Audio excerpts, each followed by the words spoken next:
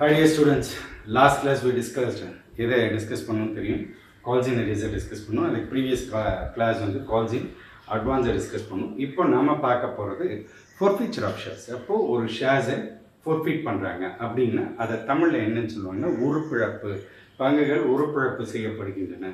அப்போ உருப்பிழப்புன்னா actually forfeiture அப்படின்றதோட டேர்ம் என்னென்னா cancellation of shares. Cancellation of ஷேர்ஸ்னால் ஃபார் எக்ஸாம்பிள் ஒரு ஷேர் ஹோல்டர் 1000 ஷேர்ஸ் வாங்கியிருக்காரு, அவர் அப்ளிகேஷன் கட்டிட்டாரு, அலாட்மெண்ட் பண்ணி கட்டிட்டாரு, அலாட்மெண்ட்லேயும் பேமெண்ட் கொடுத்துட்றாரு.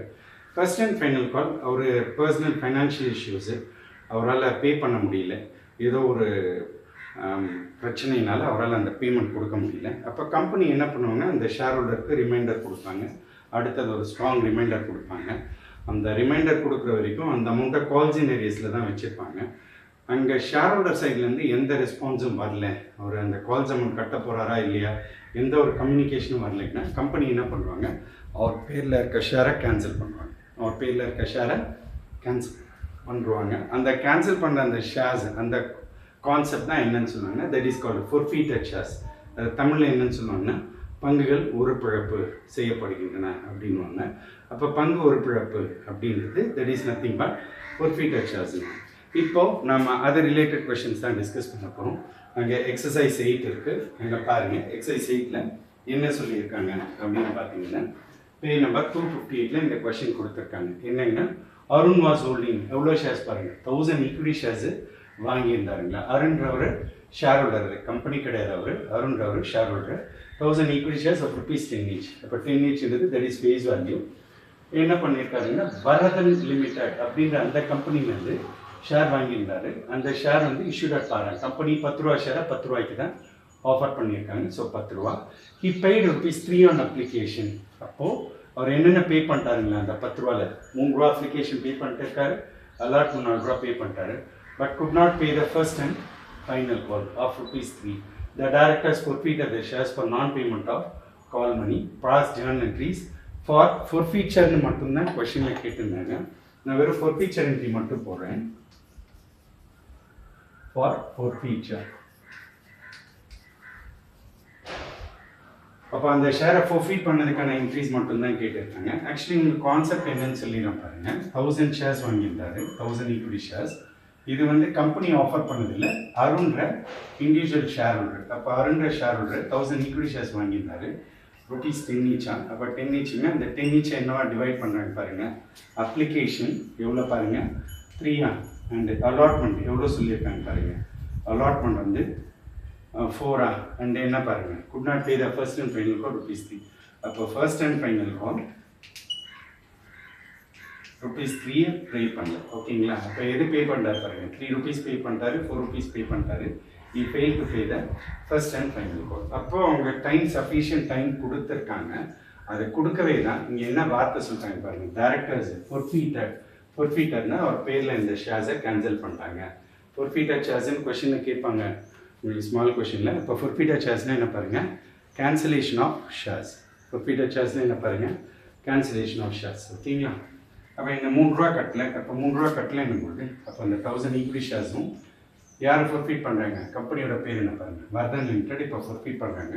அப்போ ஃபோர்ஃபீட் பண்ணதுக்கான ஜேர்னல் என்ட்ரி போடுங்க அப்படின்னு சொல்லியிருக்காங்க. இங்கே பாருங்கள், ஃபோர்ஃபீட் பண்ணும்பொழுது அந்த கம்பெனி ஈக்விட்டி ஷேர் கேபிட்டல் நேரம் என்ன போடுவாங்கன்னா ஃபேஸ் வேல்யூ தான் போடுவாங்க.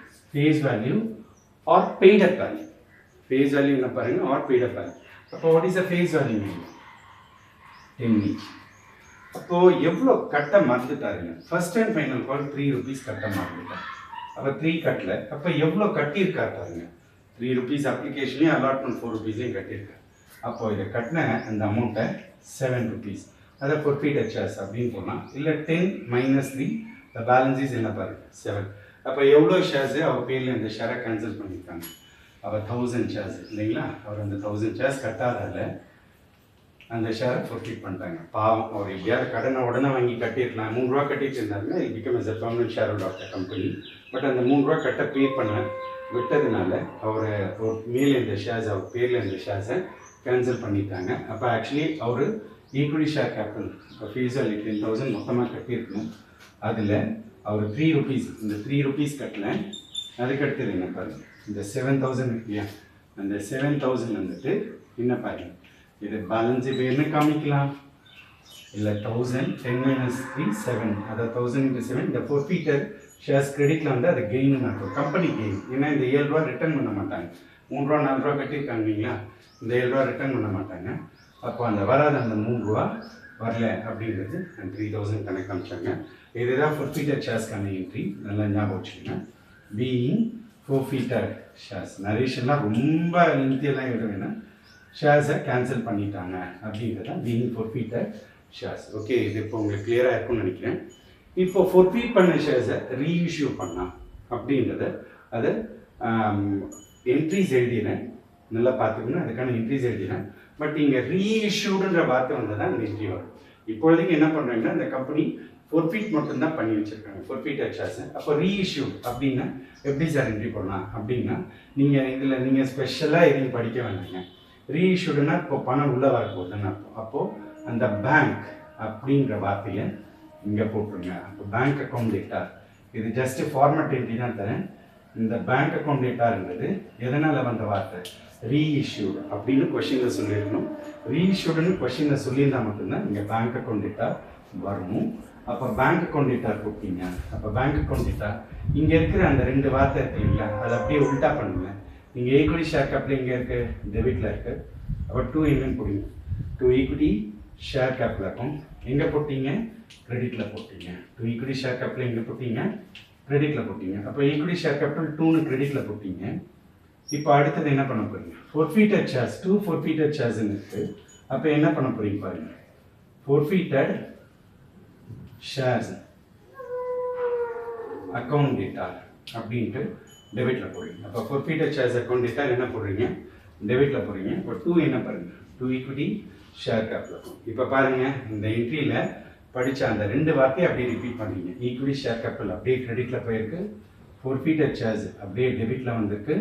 கொஷினில் இந்த ஷேர்ஸை இந்த ரேட்டுக்கு ரீஇஷ்யூ பண்ணுறேன் அப்படின்னு சொன்னால் அப்போ ரீஇஷ்யூடுன்ட்டு அங்கே வார்த்தை இருந்தால் இங்கே பேங்க் அக்கௌண்ட் டேட்டா அப்படின்னு போட்டுருங்க. ஓகேங்களா, இப்போ நீங்கள் இந்த 2 என்ட்ரியில் ஒரே ஒரு வார்த்தையை மட்டும்தான் பேக் பண்ணணும். இந்த பேங்க்ன்ற வார்த்தை மட்டும் ரீஇஷ்யூ பண்ணும்போது அங்கே வந்துடும். அப்போ இங்கே நரேஷன் உங்களுக்கு forfeited shares என்னன்னு சொல்கிறேன் பாருங்கள், forfeited shares reissue அப்படின்னு பார்த்தேன். ஓகேங்களா, இது நரேஷன். ஓகே, இப்போ இது கிளியர் ஆச்சு. அப்போ forfeited shares reissue அப்படின்னு பார்த்துட்டீங்க. அண்ட் தென் ஃபைனலி என்ன பாருங்கள், இந்த forfeit பண்ணதுனால கம்பெனிக்கு எவ்வளோ கெயின் வந்திருக்கு அதை ஃபைண்ட் அவுட் பண்ணும். அப்போ இந்த என்ட்ரி வந்தால் தான், ரீஇஷ்யூ என்ட்ரி வந்தால் தான் இந்த என்ட்ரி போடணும். மற்றபடி வெறும் forfeitedனா வெறும் இந்த ஒரு என்ட்ரியோட நிற்கிறீங்க. அப்போ ரீஇஷ்யூடு அப்படின்ற வார்த்தை கொடுத்தா இந்த என்ட்ரி போகணும். அப்போ ரீஇஷ்யூ போட்டிங்கன்னா இந்த 2 என்ட்ரி வந்ததுனால இந்த 3rd என்ட்ரி கம்பல்சரி வந்துடும். ரீஇஷ்யூடுன்னு வந்தாலே இந்த என்ட்ரி வந்துடும். forfeited shares அக்கௌண்ட் டேட்டா என்னன்னு போடுங்க பாருங்கள், டு கேபிட்டல் ரிசர்வ் அக்கௌண்ட் அப்படின்னு போட்டுருங்க. என்னென்னு போட்டுருங்க, கேபிட்டல் ரிசர்வ் அக்கௌண்ட். ஓகேங்களா, இப்போ இது கிளியர் ஆச்சு. அப்போது இது பீயிங் கெயின், அதாவது இந்த ஷேரை கேன்சல் பண்ணதுனால இந்த கெயின் என்னவோ கெயின் ஆன் forfeiture வந்து ட்ரான்ஸ்ஃபர் பண்ணிடுங்க. அப்போ இப்போ கெயின் ஆன் forfeiture ட்ரான்ஸ்ஃபர்டுன்னு பார்க்குறீங்க. இல்லை சார், இப்போது இந்த forfeited shares இது ரீஇஷ்யூ பண்ணால் தான் இது வருமானா, கண்டிப்பாக ரீஇஷ்யூ பண்ணால் மட்டும்தான் இந்த என்ட்ரி வரும். மற்றபடி வெறும் forfeited கொஸ்டின் எடுத்தீங்கன்னா இந்த என்ட்ரி மட்டும் போதும். இப்போது ஜர்னல் என்ட்ரிஸ் ஃபார் forfeiture வெறும் இந்த என்ட்ரி மட்டும் போதும். இப்போ இந்த கொஸ்டின்லேயே இந்த அடிஷ்னலாக 2 என்ட்ரிஸ் போட்டிருக்கேன்.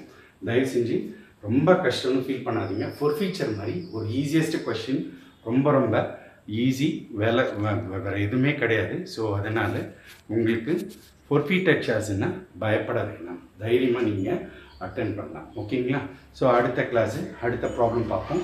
இப்போ நம்ம எக்ஸசைஸ் 8 போயிருக்கோம், அடுத்தது எக்ஸசைஸ் 9 போயிருக்கோம். பாய்.